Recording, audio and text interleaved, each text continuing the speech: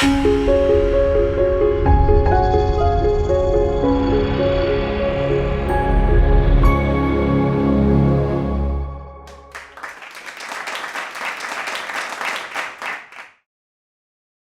morning, one and all present over here.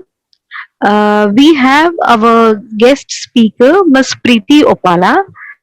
She is a former investment banker, turned thought leader, and a media entrepreneur. She works as a geopolitical expert, award winning international columnist, and is a director of Omnia Institute. She hosts a popular news show called The Pretty Experience and is much sought after radio and TV commentator around the world. Before turning into an author, she was a political analyst, and her work has appeared in more than 100 publications, including The Observer, The National Telegraph, Business Standard, Foreign Policy, Times of Israel, and the Times of India. She speaks five languages, and her literacy work has been translated into several languages. She holds a BTech honor from Australia and certifications of nuclear terrorism from Stanford University and counterterrorism from uh, George. Her first love is academic research, and at the age of 18, her research paper has accepted at Australian Conference on Information System, which she had co-authored with her professor. We welcome you, ma'am, and I also welcome Dr. Ram Sharma and team of Indic Studies as well as Dr. Registrar. I request all the students to just mute themselves, and if you have any question, dear students, you can put it in the chat box. Ma'am will answer it. Over to you, ma'am. All right.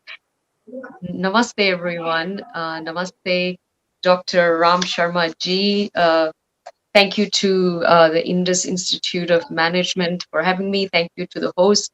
Thank you to all the students to invite me to this August gathering. This is such a pleasure to address students. I always get so excited when I'm able to speak to young minds and engage with them and see where they're at with all of these interesting issues. I think the topic that I have picked for today is a really, really pertinent one.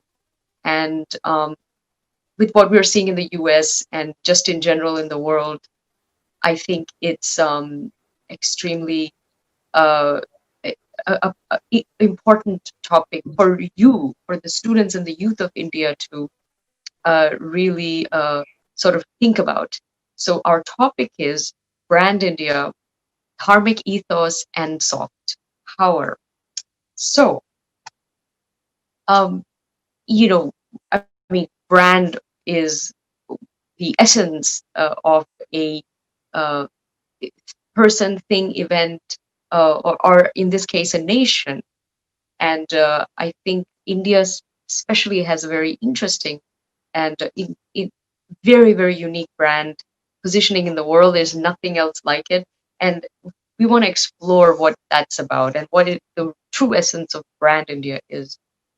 Um, Amitabh Kant, who is a bureaucrat in the Indian government and was part of the foreign service. He obviously is famous for coming up with the Incredible India campaign. And prior to that, he was also the inventor of the very famous, successful campaign for the state of Kerala, God's own country. So we can take a lot from how he thinks about India, and we can take from God's own country. It's not just Kerala that's God's own country. I think it's actually all of India that's really God's country. And when you speak to someone like Amitabh Kant, he talks about what makes India unique. He always says India is a product of its own civilizational history and wisdom, and this is so true. Many civilizations have come and gone, but India is the oldest continuing thriving civilization in the world. It's as relevant and important today than it ever was, which is it has a timeless factor to it. It's yes, it's the oldest civilization, but also in a few years it's going to be the most populous country. So you ask yourself, why is or how is the oldest country and now the largest country, uh, how is that even possible, and why is it still around? And I think the answer lies in what is India, who is India?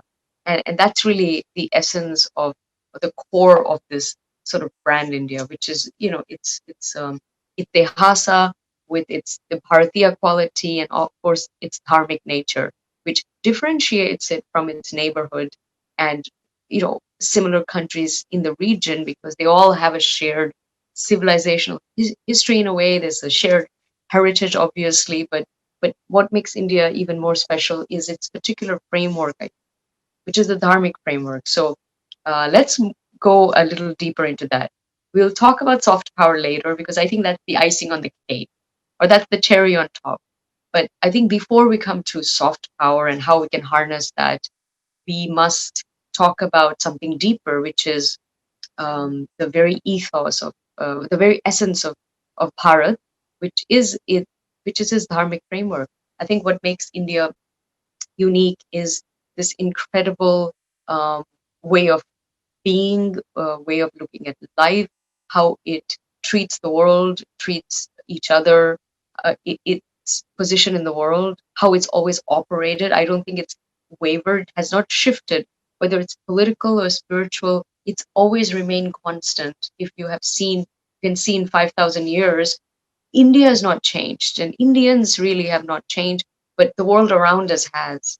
And we cope, we have to react, and so on. But our essence hasn't changed, and that's why we are who we are today. In the uh, I think it's stood the test of time in many ways.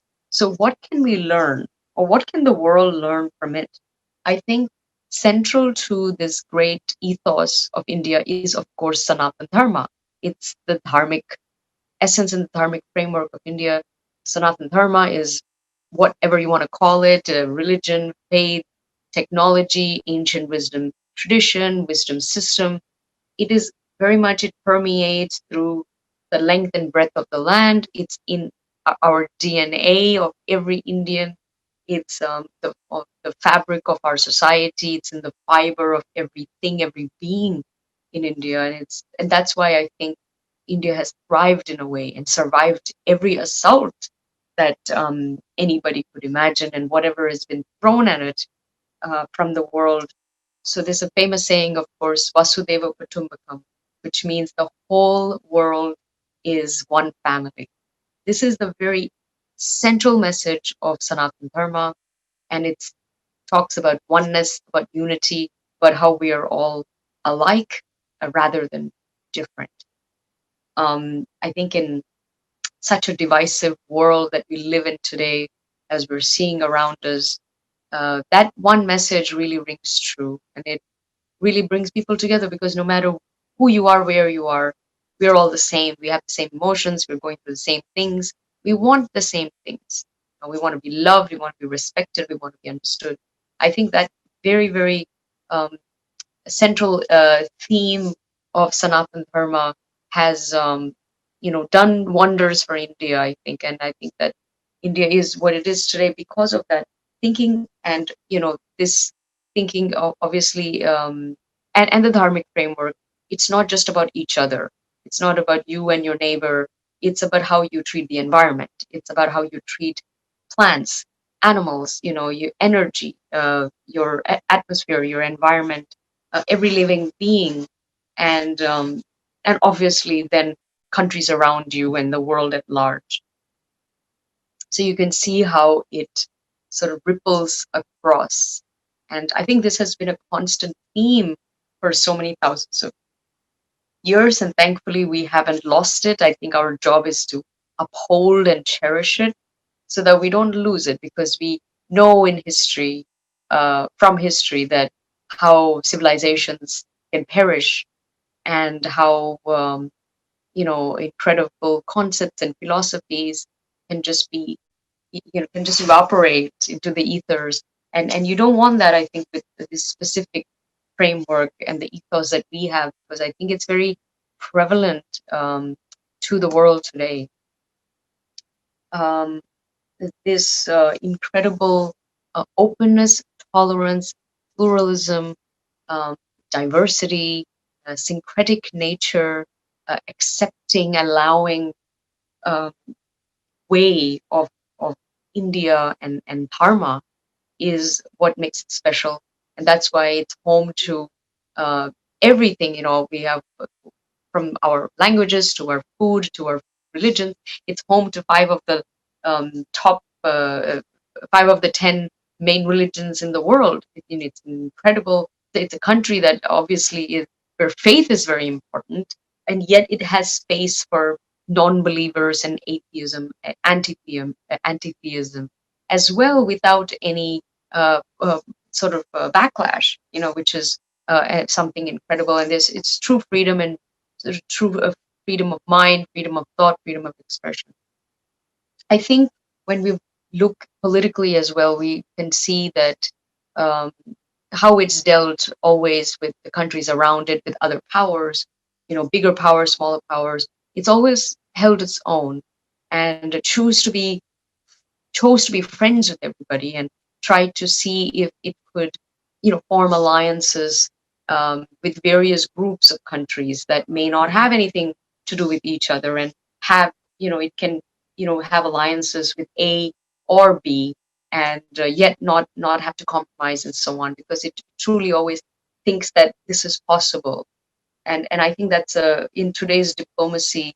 I think the world is looking for a new form of diplomacy, probably. And I think that's where India can, um, you know, really show an example. Uh, we're seeing a crazy world out there. Post COVID, I think people have been contemplating a lot. They've been thinking about the world that they live in. And I think one thing, if COVID has taught us anything, it's taught us about the kind of world that we want to live in and the kind of powers we want ruling us.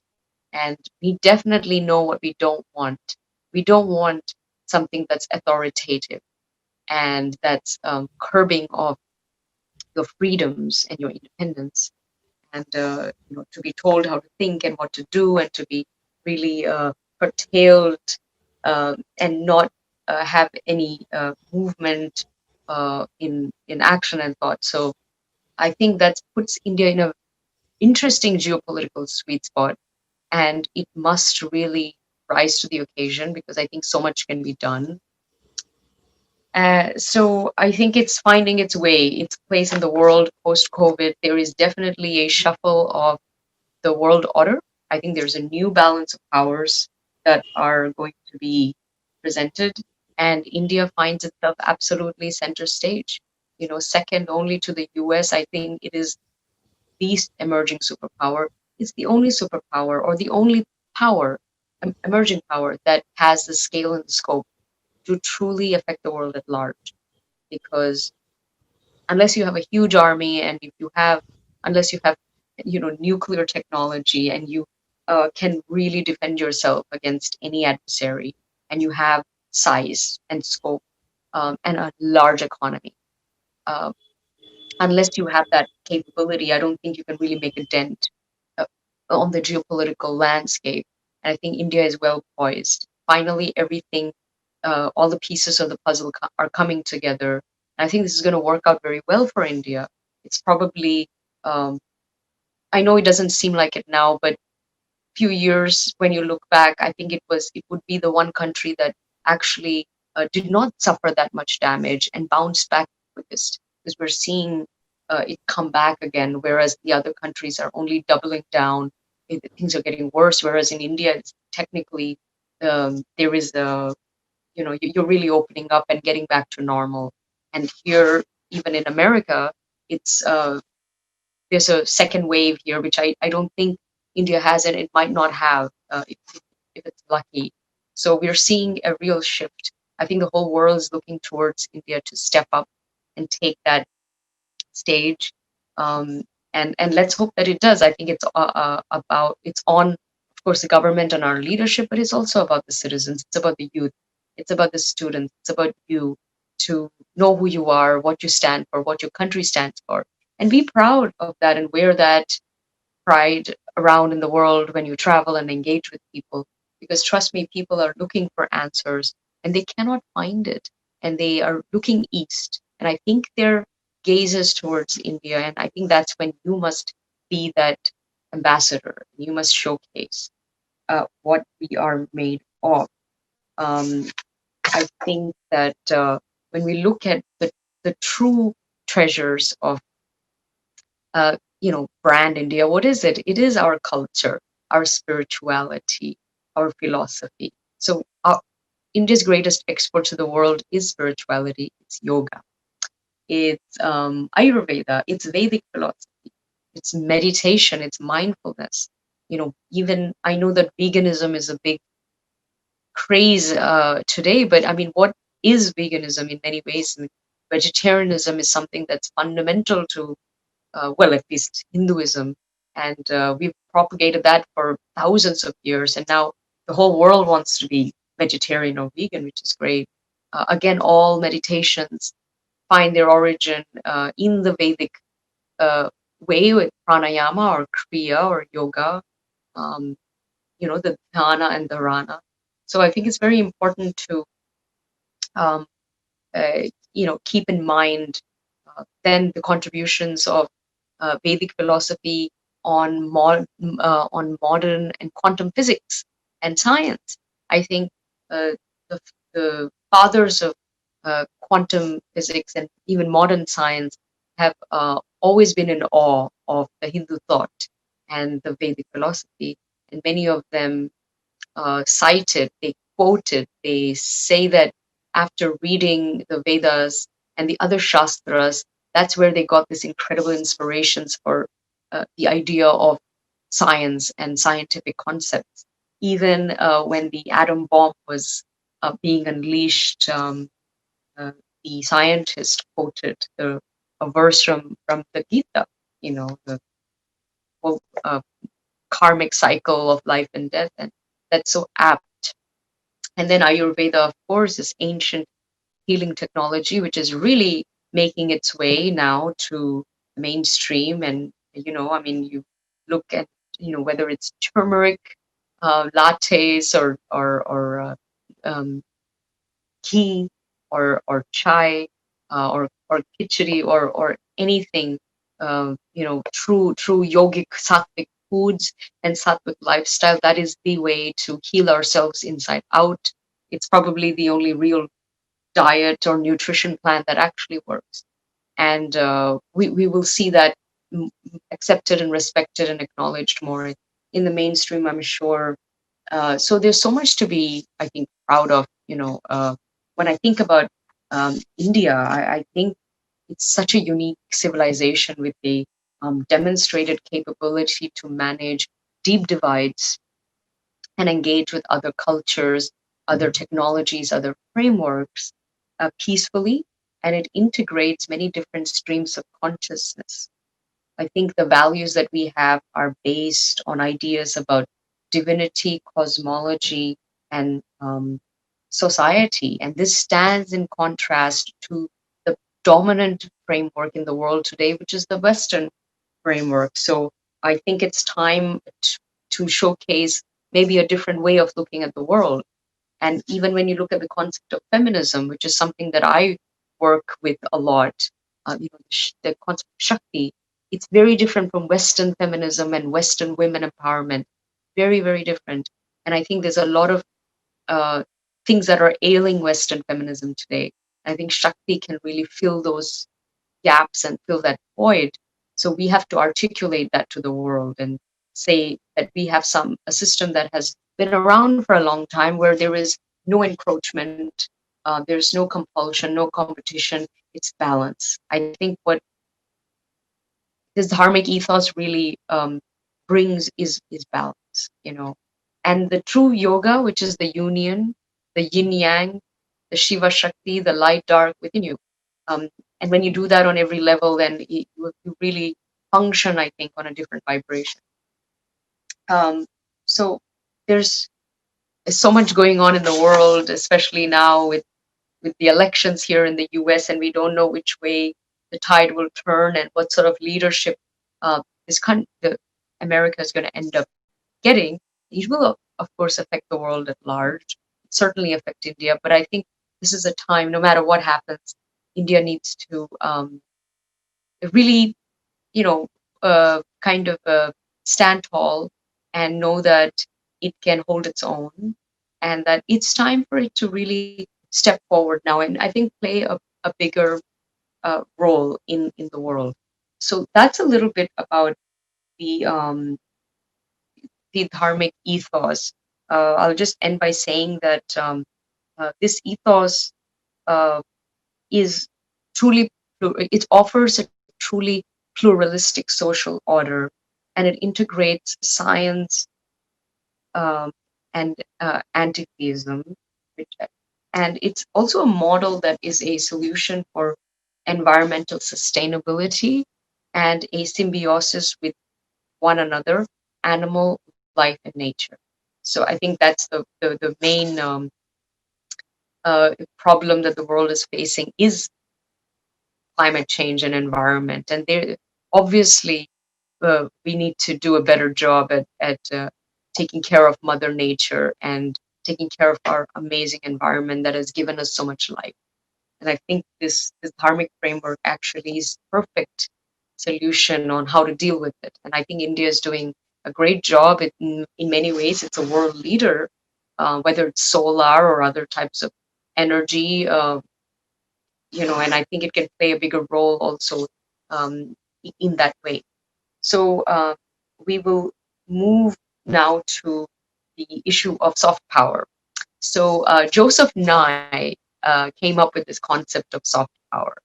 And what is soft power? Soft power is essentially power that a country has that makes it appealing to the rest of the world. And it's power that is not hard power. So what is it about a country, uh, regardless of its military prowess and its defense capability and even economy and all of that hard machinery, what is it about a country that makes it appealing and attractive to the world at large? That's soft power. Um, I think that when you look at these soft power uh, indexes around the world, uh, I don't completely agree with them in how they rate countries. I don't know what specifically they're looking for, because sometimes you see countries that I think are maybe very small and inconsequential in the large scheme of things, and they are somehow very high up, because probably it's all relative. I think for just by their size, they are a force to reckon with out there. So I understand that, but I think in the real sense of the word, soft power is when you think about that country, what images come up to you, and is it very clear? Do you know what a country is about? And how prominent is that message, that narrative, and how well is that country projecting that? Because you can have a great culture and not sort of make sure it's all around the world. I mean, you have cuisines that are incredible, but you don't find hundreds of those restaurants in every major city in the world. So that's not soft power. Soft power is when on every corner you have a Chinese restaurant. That's Chinese soft power, and it actually is that is actually a reality. Um, so, I mean, I would take these lists with a grain of salt, but I would say that soft power is extremely important. Um, Now, let's come to India. Does it have soft power? I think it inherently has a capacity to probably have the best soft power in the world, because it has everything going for it. It's ancient, it's large, you can't ignore it, you can't deny it in any way. Um, and we have extremely rich, if not the richest, intricate cuisine, music, the languages, everything from the music to our attire. uh, you know, philosophy, concepts, everything is very, very unique. It's specific. It's distinctive. Uh, you put up a picture of anything Indian, the whole world knows, oh, that's Indian. And that's great. For better or for worse. I think more often than not, it's actually very positive.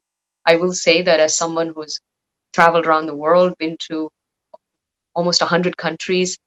Everywhere I have gone, I have lots of conversations with local people. And when they see me, they immediately know I'm Indian. And they just look at me and they say, "You're Indian. We love India." And they go on and go on. And it's not a put on. I know they're not making it up. There is no incentive for them to do that. It's very genuine. It comes from the heart. And so many times you meet people, especially from like uh, former Soviet Union, countries, I guess they and also West Asian, countries. They and some even Arab countries, I would say, they are fascinated with classic Bollywood. Of the 50s and the 60s, the black and white. Everybody knows the Raj Kapoors, the Rajkumars, and so on, and they are just in awe of all of that. That obviously had, I think, classic Bollywood did more for Indian soft power than probably all the diplomats and bureaucrats put together. Quite frankly, So I think our Bollywood cricket is a great leveler. I think today you have Australia, you have England, New Zealand, South Africa, all these developed Western nations, and they're acknowledgement, admiration, gratitude towards India for taking cricket to the next level, with the IPL and just what cricket means. It's made cricket into the largest sport in the world, literally. That thank India for that. Um, and they know that and they get it, which is a great thing. And then of course our politics, our leadership, all our gurus. I think that's the real soft power that we have. um, and so I think that we have it. I don't think that we project it as much as we could. I think because it's all there, maybe we have a tendency to just let the world come to us, which it does. It really does. But I think that we need to actively propagate some of this. Um, you know, the government should be doing it on a country to country level, but I think we can do our bit by knowing about it, being proud of it, speaking about it, engaging with people from other countries. And now in the age of technology and social media, we are connected to everyone.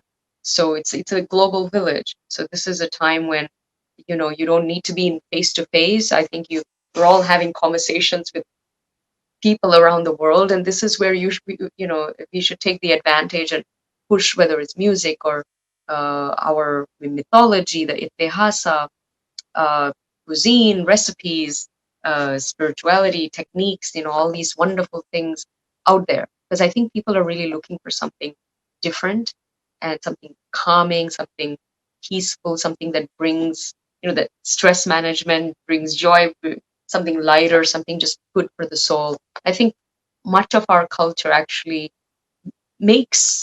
does sort of offers that to people. So soft power without hard power actually isn't very useful.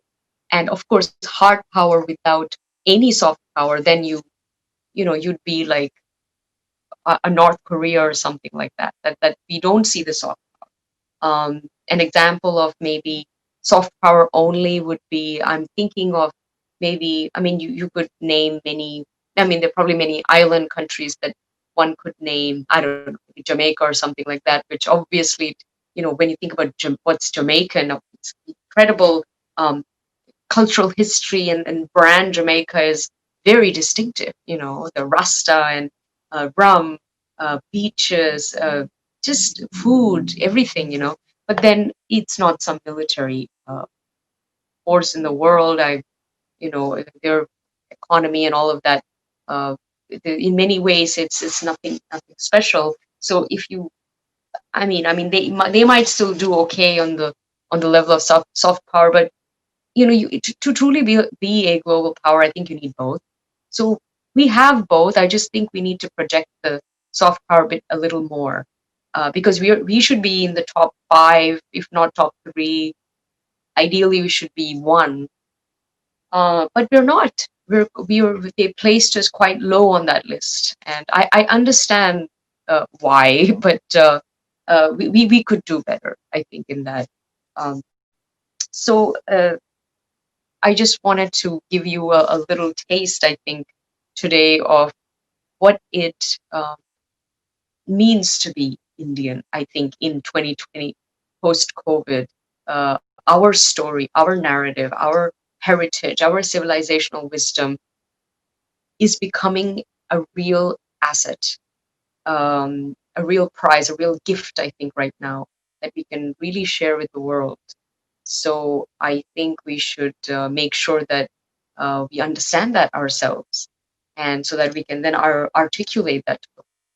And I want to see us go further. I think, I'm sure, in the areas of technology, space, innovation, data. We are 5G, all of these energy, all of these things. I think we're going to do very, very well. And entrepreneurs, and we got so much going on. The diaspora is doing incredibly well in all areas of society. They're the leaders, the CEOs, the doctors, all of that wonderful stuff. But we must remember that what binds all of this together, I think, really is that Dharmic ethos, and we must never forget that. And I think we must bring that up to the surface. We are who we are, I think, because of that, not in spite of it. And I think that's important, because if we don't, it very quickly sort of gets ignored, and we don't even think about it, and we put a lid on it. And then the next generation will have a serious identity crisis. We see this in a lot of other groups when they don't know who they are. So, brand of a country is really the identity of. So with that, I think I want to close my talk. I hope you've had a great time listening to me. I am open to questions, so please ask away. And if you want me to uh, go on the chat and look for questions instead, I can do that. But if you have any questions now, please ask me as well, because uh, I can listen to you. So go for it. So I think Shubham, you can go because you have put your question in the chat box. So please, Shubham, you can go ahead.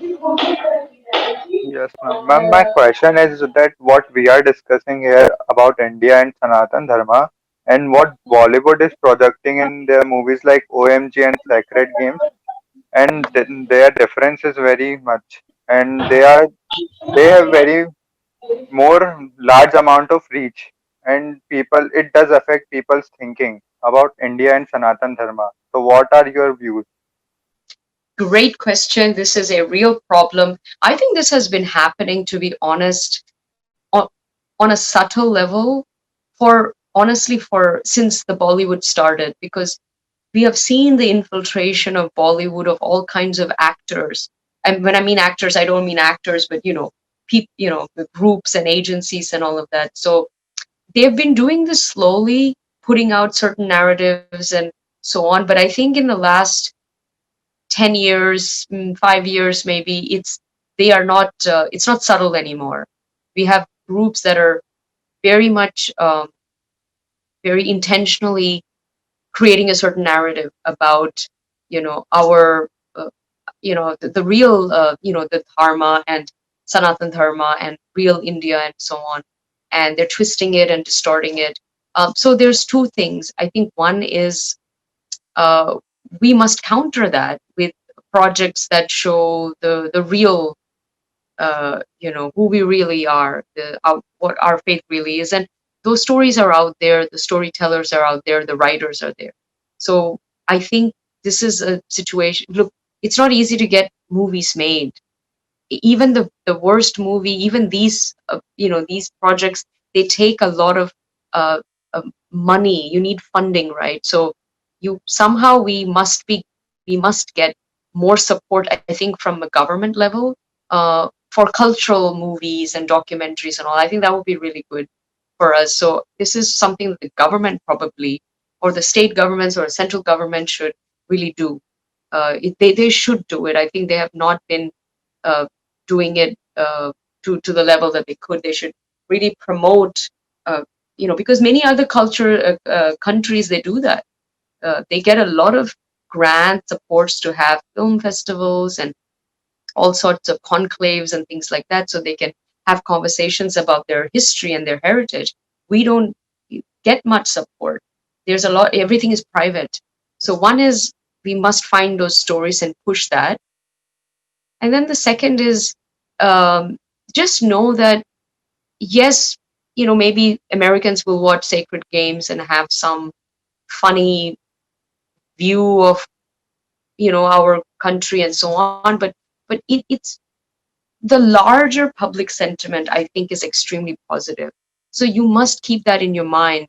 Um, I've traveled enough to know that no matter where I've gone, by and large, what the world thinks about us and, specifically Sanatana Dharma, is actually incredibly positive. So public sentiment is extremely good. In media and academia, it's purposely distorted. I mean, it's very intentional. But the public sentiment is not, nobody's forcing them to have an opinion. And whatever opinion they come up with is actually quite, it's clean, it is honest, it's good. So whatever we are doing, whoever I think we are in the world, people are noticing. And uh, yes, there are some, I think politically, we've been in the news maybe, and people have been doing a lot of smearing and that sort of stuff. That needs to be countered again on a journalistic level. But I think, again, leadership, government needs to do something about this, because it shouldn't be like private citizens that have to defend our nation. I think there should be people who are really paid and put up to counter all of this stuff, and that has not happened. So they need to get their act together. So um, I hope that answers your question about Bollywood Ma'am, and but distortion. you are saying government should do something, but if government start doing something, there will be a tag on them that they are on right wing and they are following certain ideologies. So here's the thing, the tag is already there. It's too late for that. I think post 2014, the tag is already there. Even if the government was not doing anything, the tag will be there. So I think it's now you have, I think your only option is, what, ignore what other countries or what CNN has to say about you. Have enough confidence in yourself, and the government should do what it needs to do for its citizens. It must definitely counter, I think, all these distortions, which it's not doing. And I think it needs to be active in pushing forward its agenda and clarifying things. So if you do that, coupled with you're going to do whatever is right for your country, then nobody can attack you. And they just, whatever they try to attack, it's going to fall onto deaf ears. So you got to find a way to make it work, because if you say, oh, we're not going to be too forceful here, then I think the Indian people suffer. And then if um, so you have to find a middle ground where you have to do the right thing. I think the Indian citizen must come first for you. And what some media outlet has to say about you, they're here today, they're gone tomorrow. I was just on a news channel yesterday. I was talking about Time magazine, and I said, Time magazine ki timing bahut kharab hai.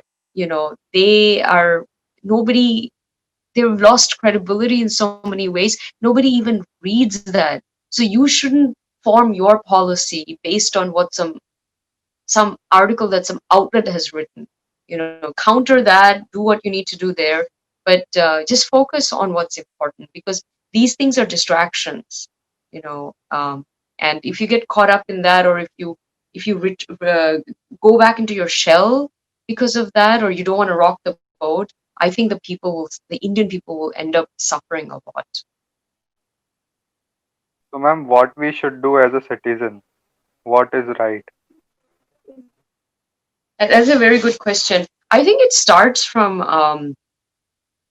I mean, schools should be teaching you this, but if they're not, you have to learn about your history, and not just the 70 years post independence, but you have to learn about the 6,000 year plus civilizational history, because then you will understand what this country is about and what really happened to us, who are we, where did we come from, so that we know where we're going. So I think as a citizen, you must, this information is out there. So read a lot, read, ask questions, have conversations. Hopefully your education system will start, putting the right history out. But until that happens, do your own research. And that definitely, it kind of educate yourself, I think, on who you are really. And that's a big plus. And I mean, we're all on social media these days, so kind of, I don't know, be confident to speak your mind, and you engage with people from other places and sort of exchange ideas and so on. But let them know about you and what you are, and who you are and what you do. I mean, from a sort of a nation level or civilization level, because I think there's a lot that the world doesn't know, and it's our job to share that, because they are not going to come looking for it. Some do, and they find it, but many don't. So I think that's our job, and we must be an ambassador of our ethos, right? So be that person, be a symbol of everything dharmic. And I think it's in us. I think we have it in us. And many people even show that, because obviously people, they always say we love Indian people because they're so sweet and so soft and so nice, and there's something so spiritual about them. And obviously it's a common sentiment that people share, which is great. It's extremely positive. So you got to keep at it, I think. Thank you, ma'am. Ma'am, I have a question that Yes. is corruption is a factor of making India developing or underdeveloped? Wow. So I think corruption has gone both ways, I think. Firstly, corruption exists around the world. You'll be surprised, in the most developed countries in the world, first world countries, the West, there's as much corruption there as there is in Africa or Asia. It's just that it's in a different form. Um, I'm sure you all know about Bofors, right? Bofors is this famous scandal that happened. And I mean, what happened there? That was the Swedish arms, manufacturer that was supposedly took bribes, and I mean, this is Sweden we're talking about, and yet, I mean, if they can sort of, um, you know, uh, fall victim to that, then I mean, sorry, they can offer bribes, I should say, or well, offer take. Either it goes both ways. But the Swedish company Bofors was like, it had such a stigma after that scandal broke out. But every Western, many companies are like that, and many countries are actually involved in all sorts of scandals. They just don't come out. That one came out, and suddenly it was a big deal. People couldn't believe it. But so it has gone both ways. Sometimes you need to be corrupt to get good stuff done. Sometimes, obviously, corruption leads to people siphoning off funds where the money doesn't go where it needs to go. I think this government is the least corrupt that we've probably seen since independence. So I think corruption is not the number one problem. I think we have other problems that we need to deal with. Um, But ma'am, it so can be a factor of underdeveloping country. It can't be Yeah, of course developed. it is. I mean, also look, we have a history. I mean, even if you just look post independence, look, the previous government was in power for about 60 years, and corruption was a very central sort of theme of their governance. They A lot of money did not go towards infrastructure and development and Yes. people. It went somewhere else. So I think that people suffered. I think when we had the change of government a couple of times, that changed everything. And then when you opened up But the ma'am, economy and the market, that changed everything too. yeah, but ma'am, it will take a long time to be in India to be developed, it will take time. Y- Yeah, but I think you're not looking for it. You shouldn't be thinking, I'm going to become America tomorrow. Look, No, it will can't be done. it- no, but I also look at America today. I mean, in some parts of America are they're worse than places that I've been to in Southeast Asia. Like you have no idea what the turmoil that America is going through on, not just on a spiritual level, but also uh, like a physical level, like actual public destruction of Yeah, their of lifestyle, their nature, all of that. no, not that, but because of this rioting and looting. I mean, the shops are being broken into. It's like the Delhi riots are here in all the major cities. And, it's been going on for a while, this whole Antifa and all of this stuff. It's kind of, they're burning there have been some cities that have been kind of burnt, really bad. And it's costing them trillions to fix it up. So that's not good on their thing too. So while, trust me, there is a big shift here where I think there's a lot of Western countries that are going through their own turmoil. You look at the UK, look at what's going on in France. They have their own issues, right? Yeah, And yeah. I think if we can just hold steady, do what we need to do, we are on the way up. We are, yeah. They don't have any place to go but down. So you have to see the pendulum is going to swing, but we can't make mistakes during this time. I think we have to get our the law and order situation, communal stuff, all of this, it needs to be taken care of, because I think we don't have those a lot of other issues that some of these other countries are facing. It, yeah, Yeah, man. Thank you very much. Hello, ma'am. Good morning. My name is yeah, good morning. Kalpajyoti, and my question to you is that when you talk about spirituality, culture, so we have the oldest civilization, best practices of meditation, and Yeah, also we have the remedy to how to live a life, which people appreciate across the world. But somehow I feel the younger generation are not much aware, and maybe they're not pretty much interested to know. But they're very much influenced by the Western culture and lifestyle, and I do have many friends who are aware of the Halloween party, but they are not aware of many festivals which happen during the time. So my question is that how do you encourage the younger minds to read about our culture, or know or understand and believe that we have the best practices to live a life? yeah, that's a very good question, and you're right.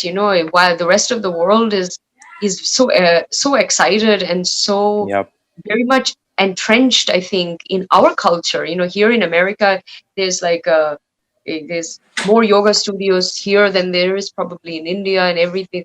There's a bunch of all these raw vegan places. There's meditation centers. There's Ayurveda clinics.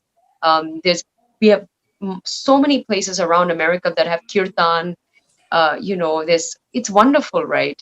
And yet in India, the youth, they are just interested in McDonald's and Hollywood Correct. movies and all of that jazz. So it's so sad, because you can enjoy what the West has to offer, but don't forget your own, and don't try to ape the West, because that's not the way to go. I think you have all the answers that you're looking for within you, and in your own culture. You just need to find it. How do Yes. we get them to? I mean, it look, somehow our media needs to reflect how cool our culture is, because it really is cool, and to the rest of the world, they do see something very positive and very attractive. So, and it's funny, because when the Indian youth, when they realize how the American youth is suddenly very interested in anything Hindu or Indian, then they get excited, right? So it's weird that now we are copying the West, who are copying us. We are doing what Correct. the West is doing, but what they're doing is really, it's so weird. But I mean, that's not the ideal way to do it. But somehow media and academia needs to push this picture that the culture is really, really cool, important, needed, relevant, um, because it really is. So I think again, leadership needs to sort of think about it, or just companies need to think about it. And I think if you have, like people like Sadhguru, and there's so many of these Yeah. sort of ambassadors, they always talk about our culture in such a positive way. And they showcase that to the world, to the West, but also a lot of Indians also listen to him, and they suddenly feel very proud of their own culture, and they're learning things about their own culture that they might not have known. Um, I mean, you would hope that COVID kind of changed things, or what's going on in the West with all of this kind of civil unrest here. It um, it should make maybe Indian youth kind of not be so enamored by it anymore, and look at what's going on in their own country. And in many ways, they're very hip and dynamic, and it's all very up and up, in India. Whereas here, I think you're finding some sort of it's a downer here rather than upward. So I think I think the youth really needs to snap out of it. Yeah. Because I'm a big follower of Sadhguru. So now we can see that he has traveled the entire Native Americans, right? Meeting Yes, tribes, discussing all the cultures, teaching them yes, how to, right?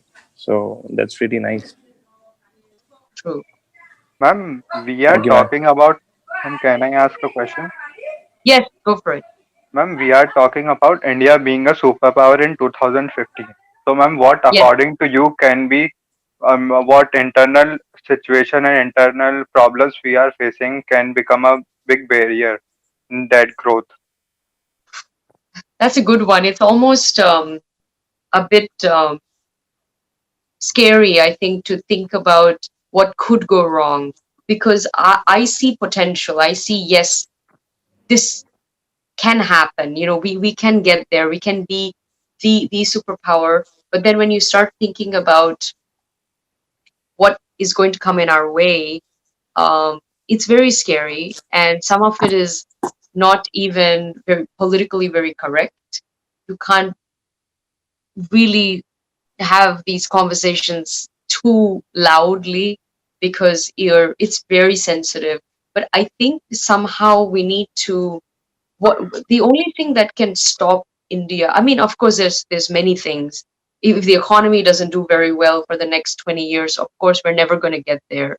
If we have some massive attack, nuclear, or some huge warlike situation, that won't help. um, but I think what needs to happen is somehow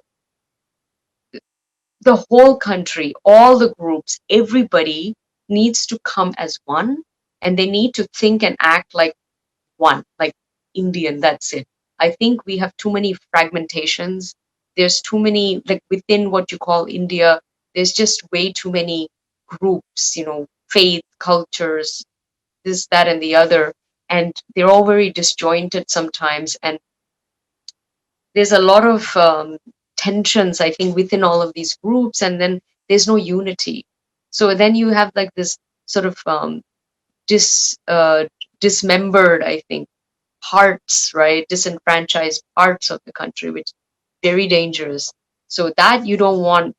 Um, I think we do have some serious tensions between groups that we try to like gloss over it, at least paint a pretty picture sometimes.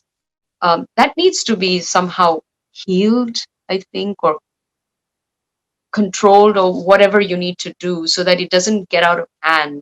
Because if that goes out of hand, then you'll have like a France situation, at much bigger scale though, because you're talking about more people. I think you do need more uniform kind of, you need, with the laws and all of that. You can't have everyone having their own laws. It becomes very unfair. There's resentment. It's not really equal. You need, every Indian is, they're Indians. They follow the constitution. They have one set of laws. You can't have your cake and eat it too. It just doesn't work like that, right? So there's a few like kind of non-negotiable things, I think. Definitely this education system needs to change, and you need to kind of decolonize, I think, the Indian mind. And they need to teach students ancient history. They need to teach them civilizational history, so that people understand this country, what it's been through. and where it came from and all of that, so that you don't have some distorted idea of about the idea of India, because I think that's the problem. Because when you think that you're the idea of India, or India only is post 1947, that's a very young country. It's a very short, stint of democracy. All sorts of problems in that time. That does not paint a very nice picture, I think. And that 70 years is not going to, I think, make you a superpower. I think you need to really tap into the how God knows how many thousand-year existence that will take you forward, because I think all of that is coming along.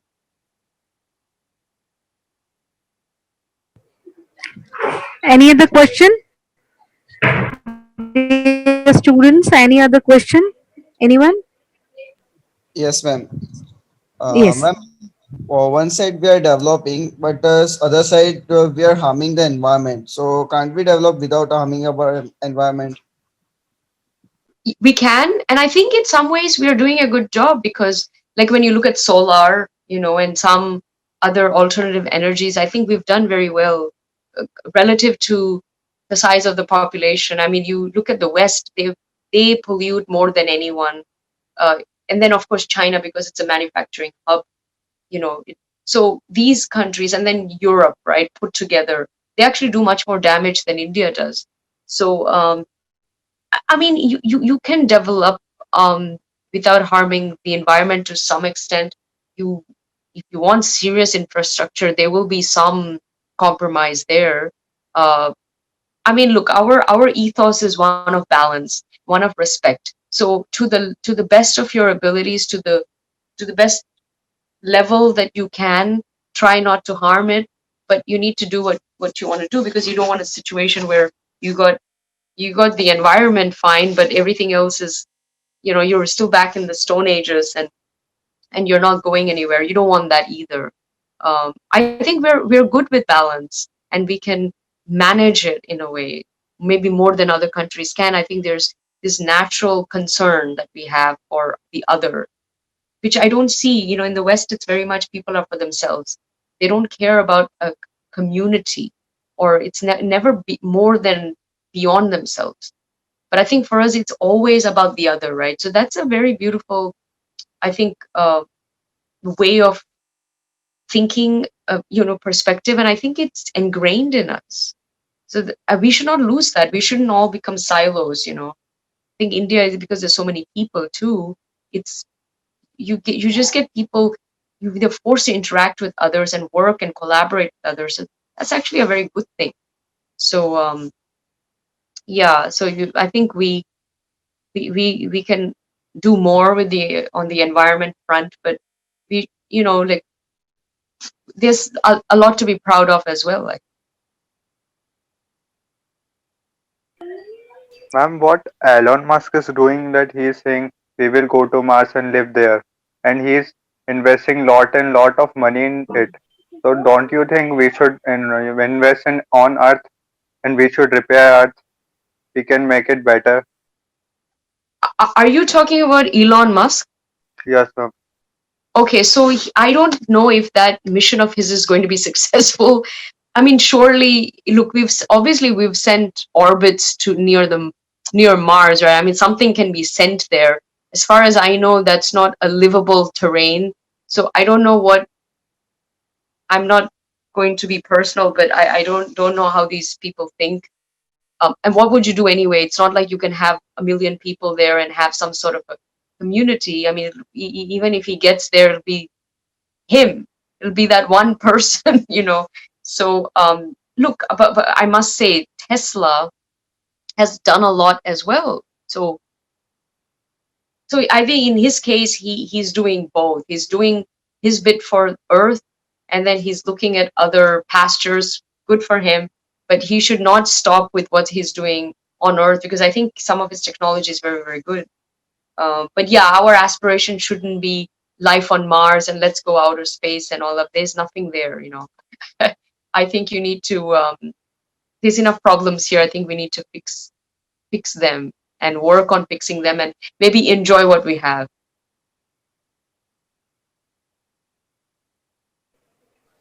Ma'am, currently in Goa, there was a project where they are going to build a big coal mine. So for that coal mine, they are going to cut down more than 80,000 trees. So isn't that a disaster for the Goa for the future? Okay, so if, well, coal mine, you need the coal. Is that the only place with the coal? Then people plant 100,000 extra trees. Find a new place to plant to plant them. You I don't know. Coal is kind of something of the past anyway. I think. See, these are fossil fuels, right? So I also think that we are maybe moving into a time where people are they don't want the fossil fuels anymore. They want alternative energy sources, something new. So maybe coal is not the way to go. I don't know. I don't know what the scientists say on this, and I don't know what the Indian scientists and innovators have to say. Which way do they want to go? Because we also have some resources, right? And we're finding some new resources as well that could be very valuable to the world. So I think we should go with that. And I think there's, instead of cutting down the trees and building these mines, maybe invest in people and innovation and come up with new, new ideas. I think we can do it. We are entrepreneurial, as entrepreneurial, or if not more than anybody else, right? Half of Silicon Valley, it's all Indian young people with great ideas and doing very, very good things for the world. So, um, you should make sure you have more Silicon Valleys in India itself and come up with something innovative, I think, for India. Any other question?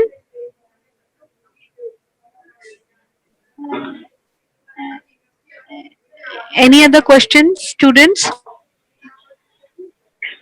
So if the students are not going, then I can take liberty to ask one question. Okay. So Preeti ji, I would like to know about your personal journey in a sense that when did you start talking and promoting, dharmic cause or dharma as, India's essence? Was it part of your upbringing or it happened later in your life? How did you come to talk about this? That's a great question. Both. It is actually both of those. I'm very lucky, very fortunate to have been incarnated into this amazing family. Very, very spiritual, humanitarian, selfless people. Both my parents they are very spiritual, and so I grew up, I think, having and they were into rituals and all of that. So I definitely was very entrenched in our culture from a very young age. We lived in the Middle East. I grew up in Dubai. I lived in the Middle East for most of my life. But yet, our faith, our culture was incredibly a big part of my upbringing. And, you know, um, just because we were living in a different country with a different religion, it didn't affect us. My parents made sure that we grew up with what's important to us. So that was great. I'm very grateful for that. Uh, and then of course life happens. I sort of got deep into spirituality in about 2008, I think, starting with yoga and then meditation and so on. But honestly, it's after I moved to America that I got even more deeper into our spirituality here, because I think this is a real hub. And then it's in the last 5 years that I my whole journey really I think, went to a next level where I realized that I'm given a platform to share some of this stuff. And that's when it was a game changer for me, because then I thought, this is not just knowledge for me. I mean, now I can maybe share this with the world, and these opportunities started presenting themselves and more. And then 2 years ago, I think the whole thing changed, and I found myself deeply involved in media and politics and entertainment. and spirituality. So now it's all very much a part of my brand and what I do. So I started off knowing about it and learning about it, but I really got very, very active, I think, much later in my life in terms of being a dharmic ambassador, for sure. Thank you. Very interesting. Hello, hello, madam. Can I ask one simple question? Sure. Yeah, I'm Dr. R.K. Singh. Namaste. Namaste to you. Namaste. Yeah, I'm the registrar of this university. I just want to know, madam, because I'm sorry I just joined a bit late, but it was nice advice given to all the students by you. I'm thankful for that.